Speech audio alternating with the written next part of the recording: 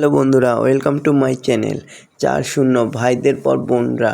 পরপর 4 রবিতে পাকিস্তানকে হারালো ভারত। 5 ক্যাচ ফেলেও বিশ্বকাপে 88 রানে জয় হরমনপ্রীতদের। ম্যাচ জিতলেও চিন্তা বাড়ল ভারতের ফিল্ডিং এবং ক্যাচ নিয়ে। একাই রিচা ঘোষ 4টে ক্যাচ ফসকালেন।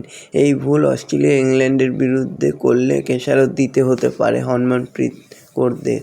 রবিবার ভারত পাকিস্তান ম্যাচ শুরু হওয়ার আগে স্পষ্ট হয়ে গেছিল।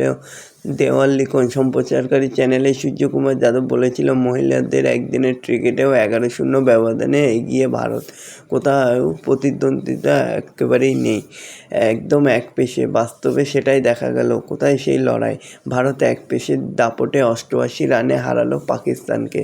একাই লড়লেন সাদরে আমিন, কাউকে সঙ্গে পেলেন না তিনি।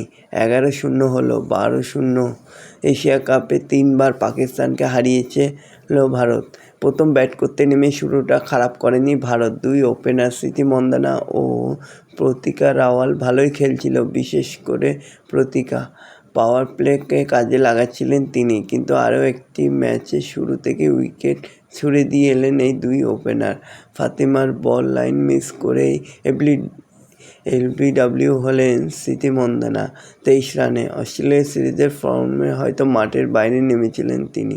প্রতিকা 31 রান করে তিনিও ইকবালের সোজা বলে বোল্ড হলেন। দেওয়াল 3 নম্বরে নেমে দলের হাল ধরলেন। তবে পাকিস্তানের সামনে মাত্র 248 রান বড় লক্ষ্য ছিল। ভারতের 2 পেসার কার্তিক গৌড় ও রেণুকা সিংহ ঠাকুরের সামনে সেই লক্ষ্য আরও বড় হয়ে গেল যেন। 2 পেসারের সামনে হাত খুলতে পারছিল না পাকিস্তানের ব্যাটাররা। প্রথম ওভারে উইকেট পেতে পারতেন রেণুকা, কিন্তু রিচার কথায় রিভিউ নেননি হরমনপ্রীত। চতুর্থ ওভারে আবারও নাটক।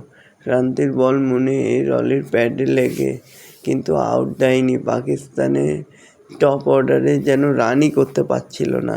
তবে শেষ পর্যন্ত 43 ওভারে 159 রানে অল আউট হয়ে যায় পাকিস্তান।